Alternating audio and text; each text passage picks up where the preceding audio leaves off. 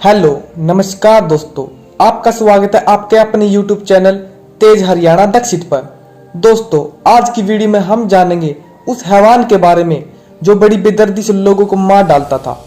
आज हम जानेंगे पाब्लो एस्कोबार के बारे में। दोस्तों, पाब्लो एस्कोबार का जन्म 1 दिसंबर 1949 को कोलंबिया के रियो नेग्रो शहर में हुआ था। पाब्लो के पिता एक गरीब किसान थे और माता एक प्राथमिक स्कूल टीचर थी।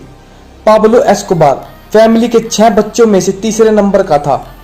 दुनिया का सबसे बड़ा अपराधी कहा जाने वाला पाब्लो एस्कोबार कोकीन का अब तक का सबसे चालबाज सौदागर था। पाब्लो को विश्व इतिहास में सबसे अमीर और कामयाब अपराधी माना जाता है, क्योंकि वर्ष 1989 में फोर्ब्स पत्रिका ने पाब्लो को दुनिया का 7वां सबसे अमीर आदमी घोषित किया था।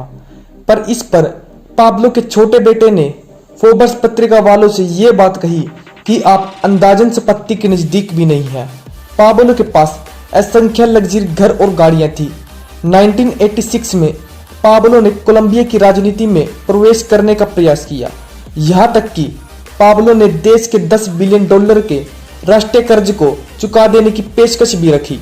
ऐसा कहा जाता है कि एक बार पाब्लो ने अपनी बेटी को ठंड से बचाने के लिए $2 मिलियन यानी कि 14,000 करोड़ रुपए जला दिए थे। यही नहीं, पाब्लो हर महीने 3 से 3.5 लाख की रबर बैंड सिर्फ नोटों की गड्डी बनाने के लिए खरीदता था। पाब्लो एक ऐसा इंसानी राक्षस था जो लोगों को बड़े ही हवाने ढंग से मार दिया करता था। पाब्लो ने 200 जज, 1000 पुलिसकर्मी और 4000 से ज्यादा गवर्नमेंट एम्प्लॉइज को बड़े ही खौफनाक ढंग से मार गिराया था। पाब्लो के पास आवश्यक फीस न होने की वजह से पाब्लो को मजबूर पढ़ाई छोड़नी पड़ी और यहीं से उसके आपराधिक जीवन की शुरुआत हुई। यही समय था जब उसने कब्र के पत्थरों को चुराकर तस्करों को बेचना शुरू कर दिया। पाब्लो 10 साल की खेलने की उम्र में ही ड्रग, कोकीन, फिरौती, कार चोरी करना और अपहरण जैसे गैर कानूनी काम करने लगा था। पाब्लो की अमीरी की शुरुआत तब हुई जब उसने 20-21 साल की उम्र में अपने होम टाउन मेडलिन से एक मालदार एग्जीक्यूटिव को अगवा कर लिया था और उससे $1 लाख की फिरौती हासिल की। आज के जमाने में यह रकम $6 लाख यानी करीब 4 करोड़ रुपए के बराबर है। 22 साल की उम्र में ही पाब्लो $1 मिलियन का मालिक हो गया था। उसके बाद उसने 26 साल की उम्र में मेडलिन के सबसे बड़े ड्रग माफिया के साथ 14 किलो कोकीन की डील करनी चाहिए, लेकिन इसी मुलाकात में उसने ड्रग माफिया का मर्डर कर दिया और नशे के कारोबार में घुस गया। फिर 27 साल की उम्र में पाब्लो ने 15 साल की लड़की से शादी कर ली। उसके 2 बच्चे जुआन और मैनुवाला हुए। उसके बाद पाब्लो ने अपने कोकीन का अवैध कारोबार शुरू करने के लिए बहुत बार कोलंबिया से पनामा तक का सफर किया और पाब्लो ने अपना स्मगलिंग रूट निकाल लिया। इसके बाद पाब्लो एक स्मगलर बन गया। फिर पाब्लो ने 15 बड़े हवाई जहाज और 6 हेलीकॉप्टर अपने कोकीन के अवैध कारोबार के लिए खरीद लिए थे। उसके बाद पाब्लो एक दिन में 15 टन से ज्यादा कोकीन कोलंबिया से अमेरिका को सप्लाई किया करता था, जिसकी कीमत अमेरिका के अंदर $500 बिलियन से भी अधिक थी, क्योंकि पाब्लो के पास उसके अवैध कारोबार से इतना ज्यादा काला धन हो गया था कि वो इसे बैंक में भी जमा नहीं कर सकता था, तो वो इसे अपने गोदामों में गड्डियां बना कर रखता था। कई बार तो उसे जमीन खुदवा कर कैश गुड़वाना पड़ता था। एक समय ऐसा आ गया था कि अमेरिका के 80% कोकीन को पाब्लो अकेला सप्लाई करता था, इसलिए पाब्लो का दूसरा नाम द किंग ऑफ कोकीन भी था। पाब्लो इतना ज्यादा अमीर हो चुका था कि हर साल उसकी संपत्ति में से 1000 करोड़ रुपए तो चूहे कुतर जाते थे या फिर किसी प्राकृतिक आपदा से नष्ट हो जाते। शुरुआत में पाब्लो को 18 किलो कोकीन के साथ पुलिस ने पकड़ लिया था। फिर पाब्लो ने जज को खरीदने की नाकाम कोशिश की। उसके बाद पाब्लो ने उस जज और कुछ पुलिस कर्मियों को बड़े खौफनाक ढंग से मार दिया था। बाद में सरकार ने पाब्लो का वो केस वापिस ले लिया। सरकारी अफसरों के लिए उसकी पॉलिसी साफ थी कि या तो मेरा रिश्वत खाओ या मेरी गोली। लोग कहते थे कि अगर पाब्लो आपको रिश्वत नहीं खिला पाया तो तो वो यकीनन आपको मार देगा। हजारों अफसर मारे गए और हजारों मालामाल हो गए। पाब्लो अपने कोकीन को प्लेन के टायरों में छिपाकर सप्लाई करता था। इसके लिए वह पायलटों को $5 लाख प्रति फ्लाइट तक देता था।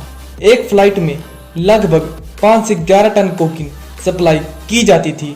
पाब्लो ने अपने परिवार के लिए कई $मिलियन खर्च करके 7.7 वर्ग मील की जमीन खरीद ली, जिसमें उसने एक चिड़ियाघर, एक झील और भी मनोरंजन की बहुत सारी चीजों का निर्माण किया। पाब्लो अपने चिड़ियाघर में शेर, टाइगर, हिपोपोटेमस और भी कई जानवर रखता था, जो कि उस समय कोलंबिया में नहीं पाए जाते थे। पाब्लो ने 27 नवंबर 1989 को आसमान में उड़ रहे एक विमान को बम से उड़ा दिया, क्योंकि उस विमान में 1990 के चुनाव का राष्ट्रपति पद का उम्मीदवार लुइस कार्लोस गेलान था। उस हादसे में 110 बेकसूर लोग भी मारे गए थे।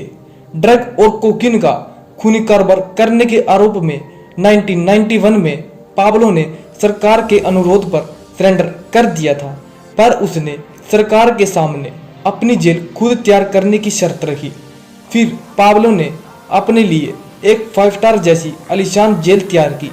जेल में होने के बावजूद पाब्लो अपने कोकीन और खूनी कारोबार का धंधा करता रहा, तो सरकार ने उसकी जेल बदलने की कोशिश की, लेकिन पाब्लो वहां से भाग निकला। एक बार पाब्लो ने एक रिपोर्टर को अपनी कही हुई बात छापने के लिए 50 करोड़ रुपए दे दिए थे।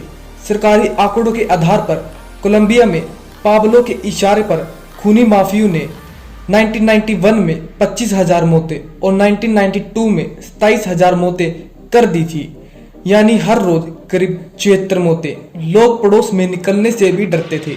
उस समय कोलंबिया दुनिया की मर्डर कैपिटल कही जाने लगी थी। इसके बाद पुलिस ने काफी एक्शन दिखाया था और 600 माफियाओं को मार गिराया था। हालांकि पाब्लो को कोलंबिया और अमेरिकी सरकार के द्वारा एक दुश्मन के रूप में देखा जाता था, इसके बावजूद वह मेडलिन में कई गरीब लोगों के लिए नायक था। पाब्लो गरीबों से प्यार करता था। उसने गरीबों के लिए घर बनवाए, सार्वजनिक गतिविधियों के लिए पैसे बांटे, हॉस्पिटल और चर्च बनवाए। इसीलिए पाब्लो का दूसरा नाम रॉबिन हुड भी था। 1992 में पाब्लो का एनकाउंटर करने के लिए कोलंबिया पुलिस की एक नई ब्रांच बनाई गई। 2 दिसंबर 1993 को पाब्लो को उसके बर्थडे के 24 घंटे के बाद उसकी वाइफ की इंफॉर्मेशन के आधार पर मार दिया था। अब भी नहीं पता था कि वह जिस गोली से मरा वह उसने खुद चलाई थी या फिर पुलिस ने उसे मारा। पाब्लो के परिवार वालों का ये मानना है कि उसने सुसाइड किया है। दोस्तों, अगर आपको ये वीडियो अच्छी लगी हो तो इस वीडियो को लाइक और शेयर जरूर करें, और आगे भी इसी तरह की वीडियो देखते रहने के लिए हमारे YouTube चैनल तेज हरियाणा दक्षित को सब्सक्राइब करें।